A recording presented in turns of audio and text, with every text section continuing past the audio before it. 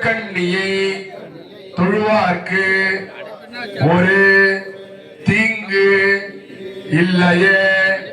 கோமாதா மகாலட்சுமி நமோ நமः. அநேக கோடி பிரார்த்தனை பிரதட்சண மந்திர ஸ்தோத்திர மானசீக புஷ்பாஞ்சலிம் சமர்ப்பயாமி.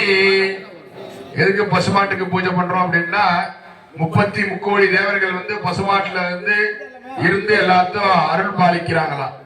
அதனால பசுமாட்டோட நெத்தியில பார்வதி பரமேஸ்வரன், பசுமாட்டோட நடு முதுகுல பிரம்மா, பின்புறத்துல மகாவிஷ்ணு மகாலட்சுமி, அப்புறம் 4 கால்லயும் 4 வேதங்கள், அதுக்கப்புறம் பாத்தீங்கன்னா பால் கொடுக்கக்கூடிய அந்த காம்புல சப்த ரிஷிகள், சப்த சிரஞ்சீவிகள்.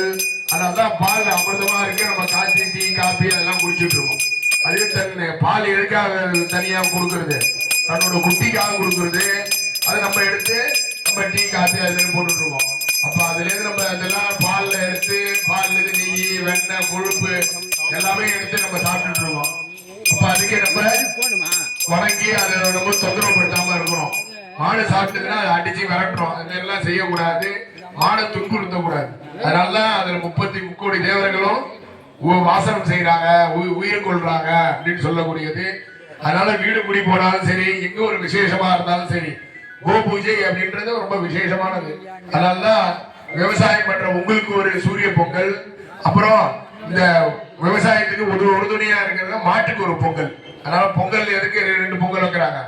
சூரியனுக்கு ஒரு பொங்கலும், இன்னொரு பொங்கலும் மாட்டுக்கு ஒரு பொங்கலும். மாடுன்னா விவசாயத்துக்கு உழவுக்கூடிய காளமாடு பசுமாடு எல்லாத்துக்குமே, அனைத்து ஆடு எல்லாத்துக்கும், எல்லா ஜீவராசிக்கும் ஒரு பொங்கல். அதனாலதான் தமிழர்களுக்கு 2 திருநாள் ரொம்ப விசேஷமானது. தைப்பொங்கல் ஒண்ணு, மாட்டு பொங்கல் ஒண்ணு. அது மாதிரி இந்த 33 தேவர்கள் அடங்கிய பசுமாட்டிற்கு பூஜை செய்கிறோம். எல்லா விதமான ஐஸ்வர்யங்களும் எல்லா விதமான செல்வங்களும் நம்ம வீட்டுல இருக்கணும். நம்ம பிள்ளைகள் படிக்கணும். எல்லாம் அவங்கவுங்க அப்பா அம்மா இஷ்ட தெய்வங்கள் குல தெய்வங்களை பிரார்த்தனை செய்து கொண்டு மாடு அப்படியே சுத்தி அது மேல போட்டுட்டு பூமியை தொட்டு கும்பிட்டுங்க. கை